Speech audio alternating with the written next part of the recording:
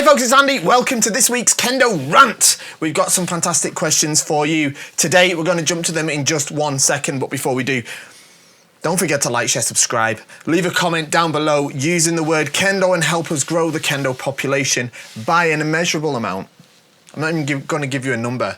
It's so huge. I don't think they've invented the word yet to describe how big it's going to be in terms of how much we can grow the population in the next 15.2 nanoseconds, all right? All you have to do is like, share, subscribe, and leave a comment down below using the word Kendo, okay? What a great Kendo channel, what a great Kendo video. Words like that is what we need, okay? More importantly, though, if you do like the videos that I put out, whether it's these Q&A style videos, whether it is the analysis videos, I've got some instructional videos, feedback videos, all sorts of stuff comes to this channel. It's all free of charge. There's no memberships, there's no paying for subtitles, nothing like that. All you have to do to support the channel, and here's the real win-win, is shop at KendoStar.com. KendoStar is the best Kendo equipment website in the history and future of the human race. Now, of course, I would say that because I own the place. But everyone agrees with me, all right? KendoStar is the best. Shop at KendoStar. You get the best stuff, all right? The best service. And you support the channel at the same time, all right? You're going to shop with us in the end anyway. Don't buy twice. Buy right first time round and shop at KendoStar.com. Okay, we've got a lot of questions, so I'm not going to go nuts on the plugs today. I haven't got a product to plug for you or a seminar. We've still got the seminar tickets, though. There's a link in the description. All right, the fantastic seminar that's going to be happening in June in Manchester with the fantastic Yuki Ogata Sensei, 7th Dan champion, women's 7th Dan champion of last year. And of course, Mari Suenaga Sensei, also 7th Dan, multiple All Japan champion, Team Japan member. Yuki Sensei also was a Team Japan member. Absolutely amazing seminar coming to Manchester in the UK in June. Check that out in the description below. Right, let's get to these questions. I've been looking for a long time for a rule regarding rising strikes. For example, to the kote or the do, as in gyaku kesagiri. I expect that these are in no way competitive and perhaps not safe, but are they prohibited? Yeah, I'd say they're prohibited. It's an interpretation of the rule. It's an interpretation of the rule book. In that, let's have a look. Where's the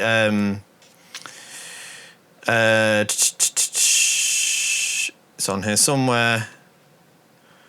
Falling outside. No, it's not them ones. We've got a list here. Number 7, doing inappropriate tsubazeri or datotsu. Okay, it's Article 15. Article 15, number 7. If you've got this rule book, it is. I think it's on page 8. It's doing inappropriate tsubazeri or datotsu. I consider that inappropriate datotsu, to be honest. You can't hit from below like this, like upwards to the door, or from below to the kote, or anything like that, all right? You can't strike that properly in the context of Kendo, okay? All that can potentially do is, as you say, it's not really safe, all right? So it's not even not competitive, it's not safe. So if it's not safe, do not do it, okay? Do not do it, okay?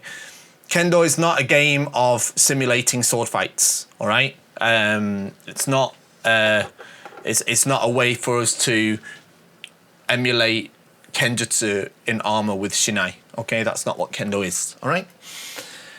So, yeah, you're not allowed to do those, so don't. That would be my interpretation, all right? So if I saw you doing that, if I saw you sort of bash upwards like this, bash upwards like that as the Shimpan, then yeah, probably I'm going to call the Hansoku on that one for inappropriate datotsu.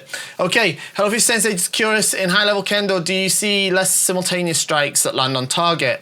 I watch lots of Kendo Shiai online, but they tend to be just highlights, and I see less I-men in those clips. I assume it's due to skill levels.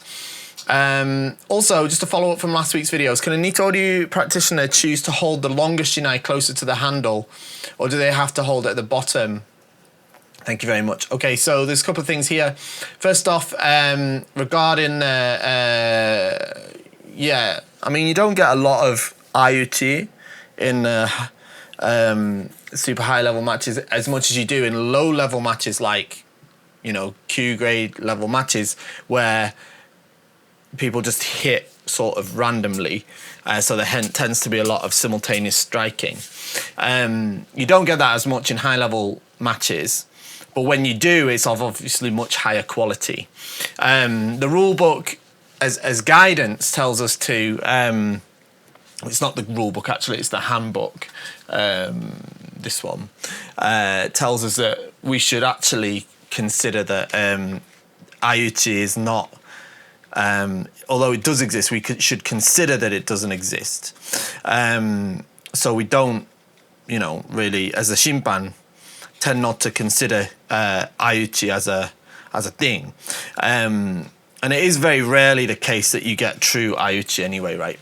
So yeah, what you sort of tend to see at the sort of higher level ones is it's not really sort of aimen, but what you'll tend to get is true debana, where one sort of creates the chance, this one reacts, and bam, you get this sort of strike a split second before. All right, so that's what you tend to see. Regarding the Nitoryu question, in terms of holding the shinai, you don't have to hold the shinai at the bottom. All right, you don't have to hold the shinai at the very bottom like that, but that is the effective way to use the shinai. All right, that's the effective way to be able to strike with good tenuchi and good sae, because that effectively allows the shinai to operate in the way it's designed to operate. All right, it's supposed to flex from this point to this point. All right, whereas if you were to hold it here, it would only flex from this point. All right, so you'd be less likely to get the sharp strike. Further, especially if you hold it over your head, right? If you do something like this, where you're using the tsuka to to cover your kote in this way, something like that, I've seen this before, this could also be considered hansoku, all right? This could also be considered hansoku. I think it's under Article 1, all right? So I'll check that right now. It's not listed as hansoku, but it literally says the Article 1. Where is it? The purpose of the regulations is to get shiaisha to compete fairly in shiai,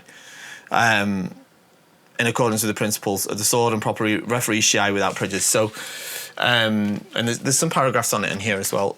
Basically, it's not fair to do that. Okay, it's objectively unfair to use the shinai to cover your kote in this way. All right. So that's what I would say on that. Okay.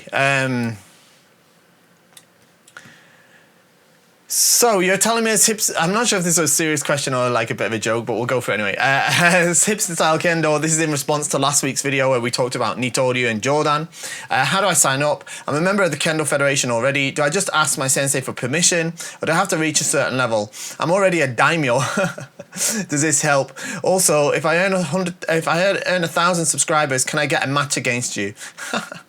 My whole martial arts journey, everyone who has ever taught me has fought me in said sport, and I honestly have to say I've learned the most from you, and it would be an honor to be pommeled by you in battle. I don't know. We'll see. I don't know if you really want to. I don't know. I don't know if that's likely. We'll see. Hi Andy, I'm having some trouble working towards my sandan at the end of the year. For the last 6 months, my sensei has been encouraging me to work on seme, but I'm not sure that I'm actually doing it properly.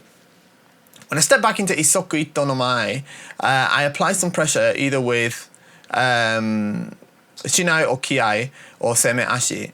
But most of the time in our dojo, there's no reaction from the other person, so I carry on through and cut whatever's open. Most of the people in the dojo are shodan or lower, so I don't know if it's a problem. Is that if the problem is that they don't recognize the pressure, or more likely scenario is that I'm not exerting seme on my opponent properly. Do we strictly need to demonstrate seme at sandan in order to be successful, or is a complete Yuko Datotsu, all that we need. Thanks again. P.S. I'm traveling to Italy next month and will be joining some practice while I'm there. What would you suggest as small gifts to say thanks? So for the gifts, just anything that's like, I would get something that like there's lots of and is individually packaged. So like I say, I usually get, because I'm English, at the airport or something, or even from the supermarket, I'll get like boxes of tea bags and stuff like that. Especially ones, if you can get gift ones where they're all individually packaged, it's easy for people to share them out. All right. In terms of grading criteria, seme is not generally required at Sandan level. Okay. Sandan is the final level where you're expected to demonstrate your technical proficiency and ability and mastery of the basics. So you're generally not examined on your ability to perform seme. Does that mean that at somebody that's Nidan challenging Sandan or Sandan level, people should not care about seme? No, it does not mean that, okay? It does not mean that. So how can you make your seme more effective, especially on people who are junior to you, perhaps Shodan or something like that? Well, there's a few ways, all right? First, it's in the efficiency or the efficacy of your shikake waza, all right? So when you come to your isokurito, then from there, what happens when you make an approach to them, all right? From the isokurito, what's going to happen there, all right? If you move a little bit, are they going to try to block? Are they going to step forward, or are they going to hit? Okay? Because if you convince them that you're going to hit them, they're going to do one of those things generally, all right? If they don't do any, hit them, all right? But you have to, for now, I think it's fine to make it obvious that you're there with the intention to hit, okay? So step in, take center, move in proactively, interact with their shinai, and if they don't react, bam, hit with full strength, okay? If they block your strike, all right, if they block your strike, it means that they are reacting to your strike, okay? So what you then have to figure out is how can you elicit that block from them without committing to waza, yeah, for example, right? So instead, you can do the same sort of step in, the same approach, and then instead of going for that men, because when you do, they block, go up for the men and drop onto the kote, for example, all right? Or, if they attack, then there's a chance for you to use Oju Aza or whatever, okay? But look, there's no, here's how to do seme and make it work. Yeah, you have to continually practice and try different things and try to explore and study this by yourself, all right? But the key is to, excuse me, is to have them understand that you are there to make a strike. And if they don't react to you in some way, then that's what you're going to do. And then you have to follow through on that, all right? That's the trick, all right? It's not easy. It takes a lot of practice, all right? Years and years and years of practice, all right? But it's something that you should think about when you're doing your jigeiko, especially. Hi, Sensei. Are there any fitness or gym exercises you can think of that would support regular kendo training outside the dojo? Basically, some exercises that would help regular kendo training apart from suburi, etc. Thanks a lot. Yeah, there's plenty. I'm not a professional trainer or anything like that, but over the years, what's worked well for me is anything that works your wrists and forearms. So I like to do lots of wrist curls with either, dumbbell, you do the barbell. Yeah, wrist curls, these are good. And calf raises are super, super good. I think they're the two best things for kendo. But of course, other things as well. You shouldn't just, neglect one area of your body or not. I think you need a strong lower body and a strong upper body to carry out kendo techniques effectively. Your back muscles, your core muscles, your forearm muscles, and your upper arm muscles are important as well. Everything, shoulders, okay? So general workout is good as well, okay? There we go. Hi, Fish Sensei. Hope you and your family are doing well. Yes, thank you very much. Could you break down the muscle movements that should be used when doing small strikes? For more context on what I'm asking, we're taught a lot of detail about the correct way to say do a big men. Hold your wrists, hands and elbows in kamae while rotating only at your shoulders to lift the shinai. Lift the shinai until you can see your partner's men. As you rotate the shinai down, engage your wrists and fingers for tenuchi. Where your hands are near your chin and finish with your left hand around your chest height. And then for small, we're just told to do that, but small. Could you describe a similar process for men, kote and do? For small men, I can see how to rotate my shoulders, but for the kote, it seems all wrist and footwork. Okay, so it's all footwork. Footwork's the most important. But in terms of the small men, right? Okay, I've got this little pen here, right? With the big one, the big men strike, yeah, you're right. It's coming up like this and then bam, like that, right? Up like this, so like up like this and then bam, like that, right? Bam, like that. With the small men, it's going to be more like this, all right? This way, all right? Lots of people, they get it wrong and they go like this, right? It's not this way, it's this way and this way like that, okay? This way is the best, right? So you want to keep your I've got another pen here, it's got a broken thing, but right, this is the men that we're gonna hit, right? So big man is big men something like this, like that, right? And the small men like this, okay? Not that way, all right? In other words, the shinai stays towards the opponent the whole time, even on the upswing and downswing, and it has to be controlled from the left hand, all right? So what has to happen here is you have to push your hips from the lower body, keep your kamae, then use your left hand to push the shinai outwards and upwards so that it clears the opponent's men, and then as you launch the humikomi, drop the shinai with the wrists and shoulders and elbows into that last part of the strike, all right? And kote is the same. Kote is pretty much the same, all right? So instead of this way, it's this way, right? It's like this way. So it's the same, probably more wrists than the others, yeah? Do is a bit different. Do is, when you do the big swing for the door, usually you come up like that and then down that way, but you want to miss out half of this stuff, yeah? So you want to just go this way, right? So you have to turn your wrists as you turn your hips, bam, to hit the door, okay? It's not so easy to describe it whilst I'm sort of sat here, but I think that's the way, right? I think the big thing is keeping your left hand, push your left hand forwards towards your opponent rather than pushing it forwards this way or pulling the right hand back, all right? Your hands want to stay forwards, okay? That's really, really important. Hi, Sensei. Is there any exercise you recommend doing at home or in the dojo to improve tame?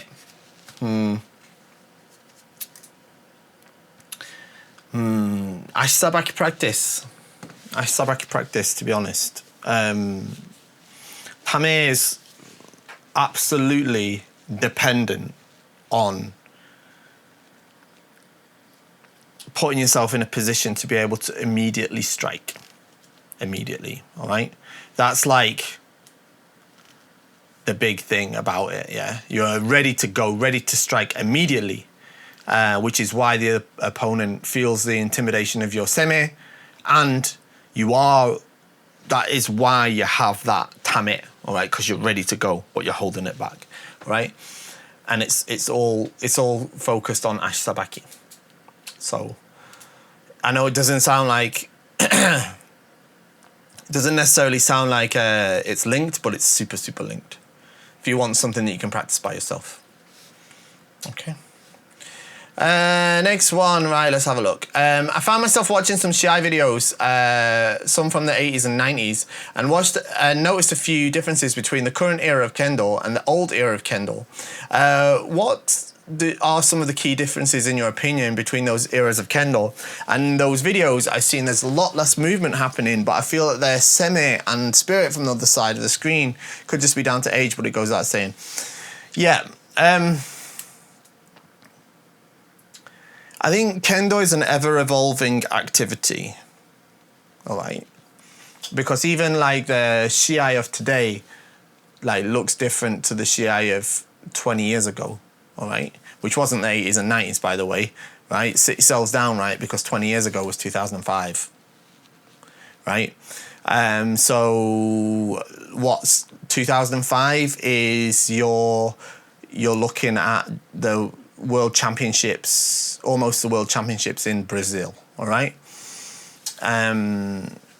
So, you know, the players of those days, Teramoto Shoji sensei, and who else was on the team in those days, like Wako Daisuke sensei, Takanabe Susumu sensei, of course. And then your current players, your Hoshiko Keita sensei and your Matsuzaki Kenshiro sensei, there's a difference still, right? There's a difference, and it's not one's better or not, right? It's not better or not, but it's kind of it's flowing, right? It's a flowing evolution. And I like, so for me, like those players from that sort of Japanese team from the WKC in let's say Brazil and Navarra 2012. Sorry, no, I'm too far. 2006 is Taiwan, isn't it? Taiwan. But that team, Taiwan, obviously Uchimura Ryoichi sensei was on that team as well. So like that sort of Taiwan to 2006 to 2012, 2015 era, that's like my era of as a player. That's the time that I was a player. So for me, I relate to that era of player most from the Japanese team, right? Because they were they were my sort of heroes of the day. The people who I looked up to as both inspirational and, on the one hand, like it's arrogant to suggest they were rivals in any way, but obviously there was the potential that I might face them in the WKC. So they were the people who I really looked up to. And then slightly before that, you have your, Eiga Naoki sensei and Miyazaki Masahiro sensei, right? And their kendo style is slightly different again. And of course, I was super inspired by those because they were the big guns when I was just starting out in kendo, right? So it's all very interesting how it all moves along. And then if you start to look at older stuff, yeah, it is different again. There's differences in lots of ways. And the really interesting thing is like a lot of the players from those days, the 80s and 90s, they are now like senseis that I really respect and admire as well, right? And some of them who I might have a personal connection with. So it's really interesting, and it is a clear difference. And I like to watch like the old high school stuff as well. Like you see some of the high school stuff from the 80s and early 90s. It's cool. It's very different. It's very different from the current high school stuff. That's super evolved. But and I'm not talking about rule changes either. Of course, there's been rule changes, but I'm not really talking about that. I think there's been a few like key like points in Kendo's recent history where perhaps a person or a player has had quite a large influence on the direction that Kendo has changed.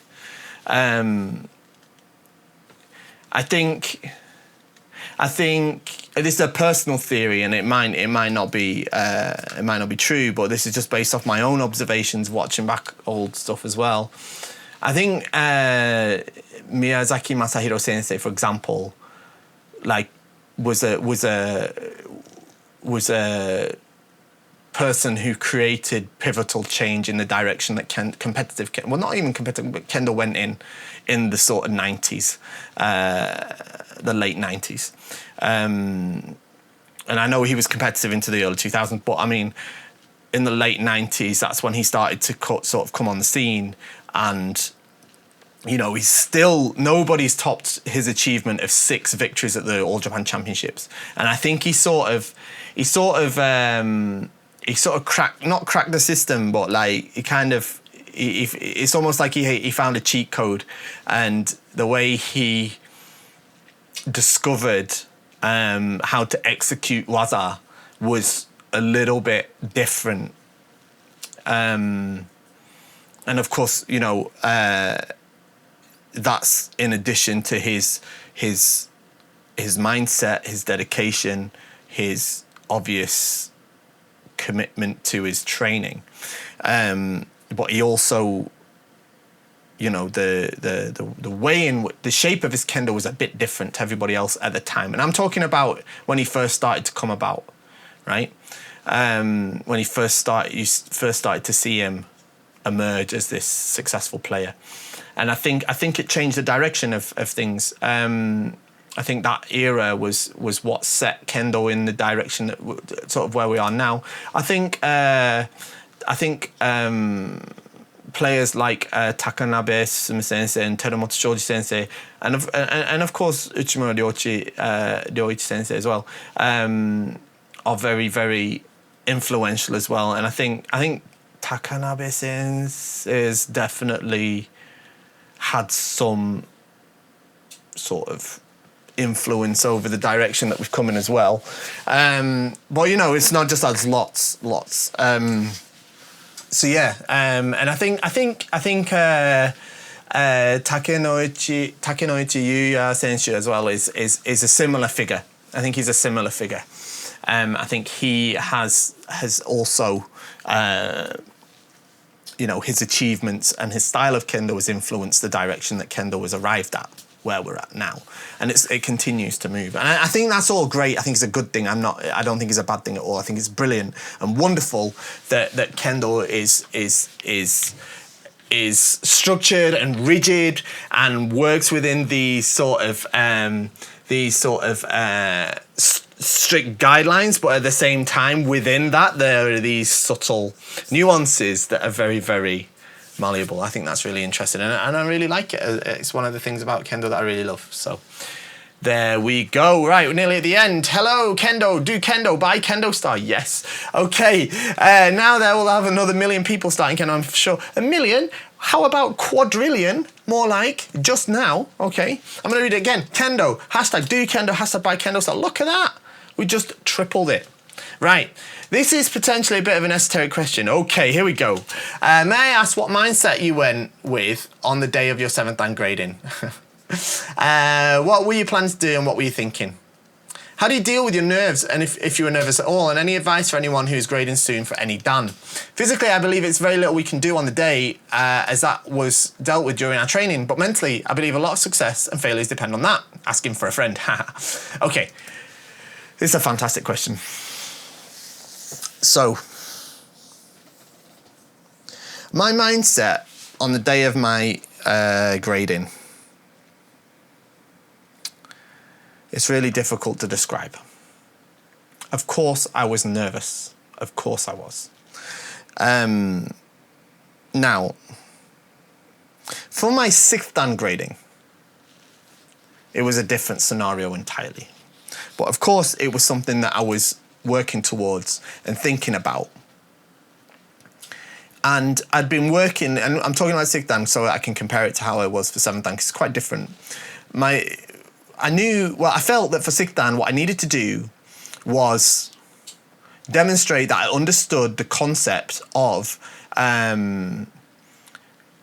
taking the sen, that is to take the initiative, in order to create the chance to make a datotu. Okay, and I felt the best way to manifest that would be via a strong shotachi first strike that was a men strike, and preferably debana men.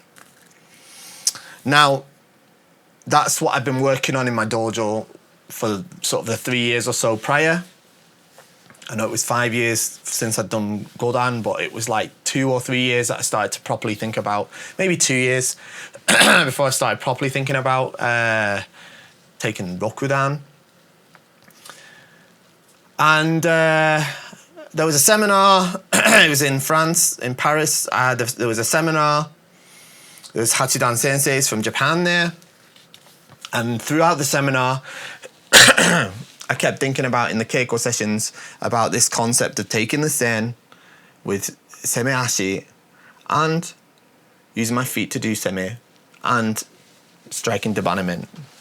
And I couldn't do it. Throughout the whole seminar, just kept getting the kaishiwaza or people hit degote or something like that.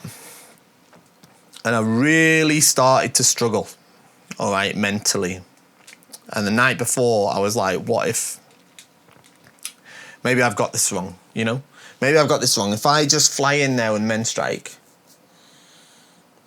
and they're just going to do the kaishido, it's going to make me look really bad and I'm going to fail, is what I was thinking.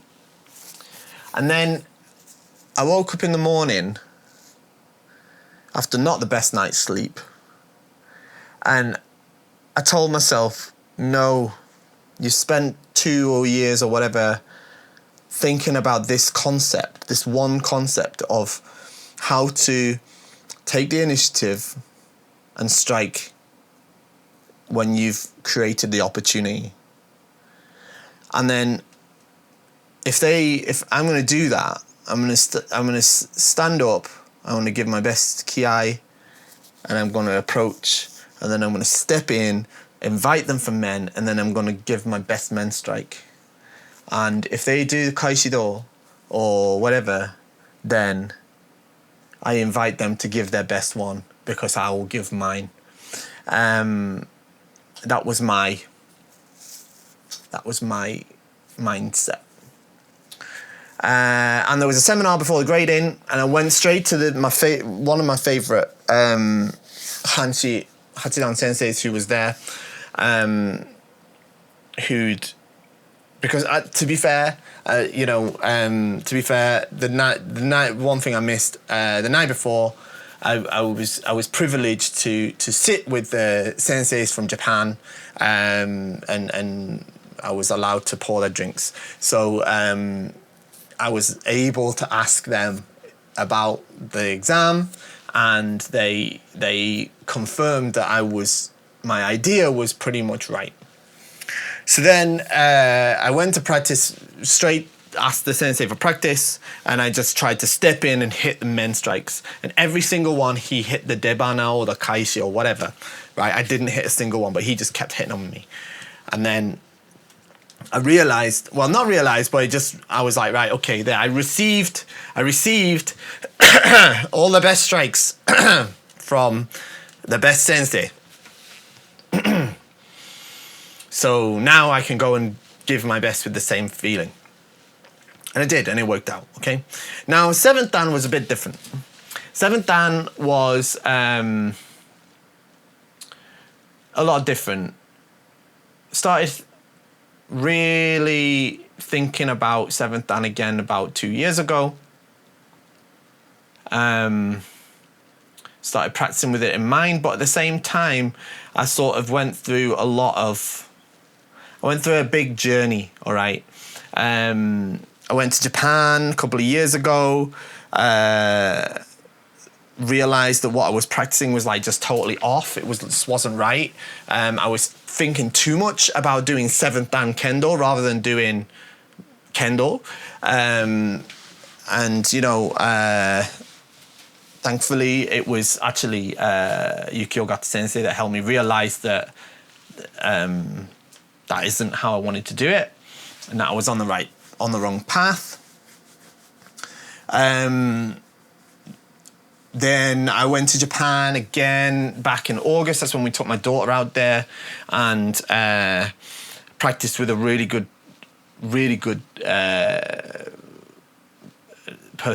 player who's also 7th Dan. He's 1 year older than me.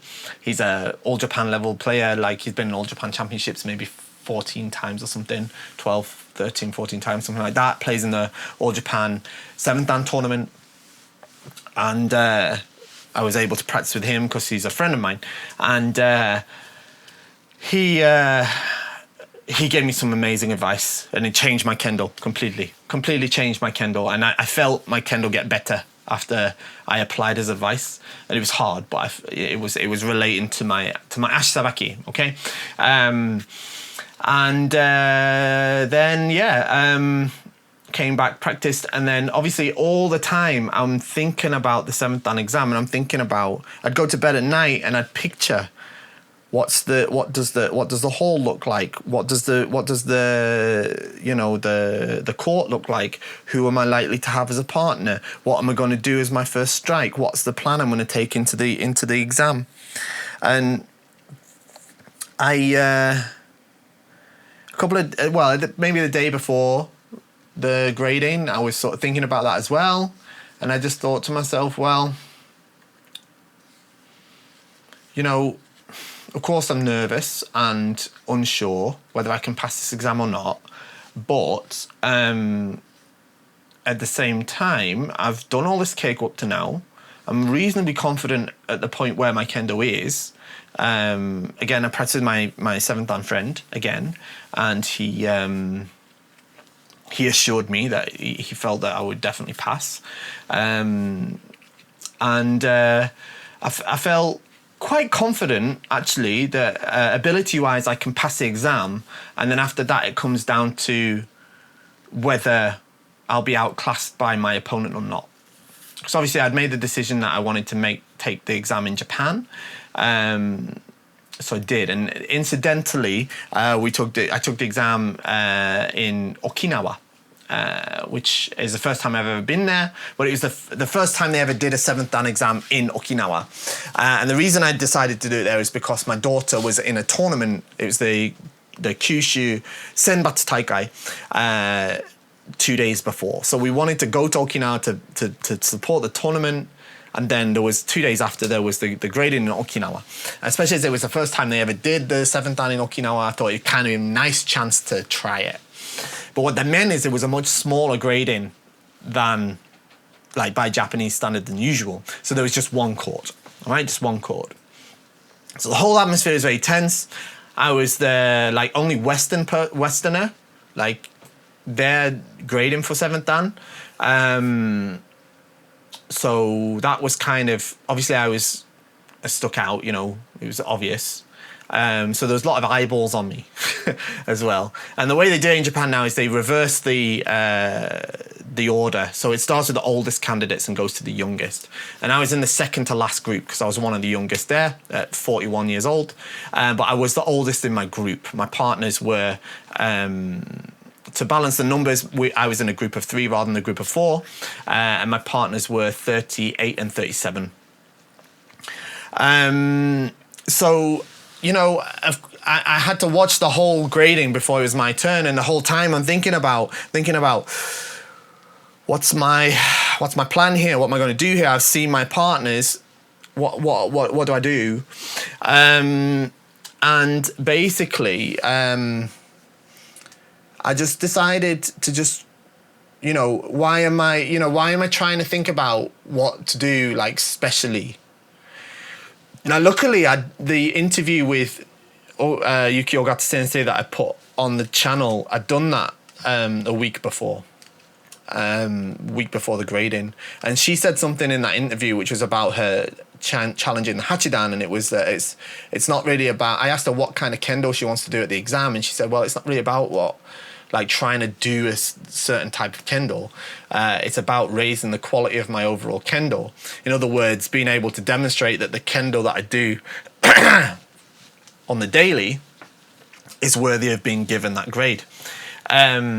So basically from there, I just tried to think about, okay, well, it's a grading. Yes, I have to apply the grading strategy and the frame of mind.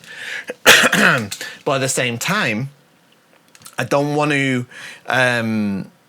sort of put on a fake performance. So I saw my first opponent was smaller than me, and I thought it's unlikely they're going to try to come for the I-men or Debana men or something like that. Probably going to try for Degote or Nukido or something like that.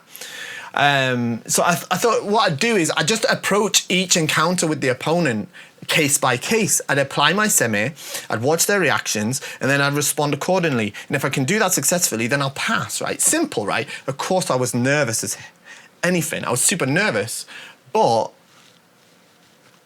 I thought I've got to keep calm and I've just got to go out and do this, all right? Just make sure everything's worn properly and go and just try to react appropriately to the other side. Rather than, okay, I'm going to do this waza, then that waza, then this waza, then that waza. All right. I knew that my first opponent, if I did what I did in my 6th dan exam, step in and hit it, I'm definitely getting that kaishido. Definitely. I knew that. All right. So instead, I decided that I would put the pressure on, keep on the seme, but I would hold it. I'd hold that tension, hold that pressure, and I'd force them to make the first move. And that's what happened. And I managed to make the shotachi with men, suriage men. So yeah, so that was my sort of mindset. Now, in terms of dealing with nerves, I mean, of course I was nervous, but it's natural, right? There's nothing you can do about nerves in that situation, all right?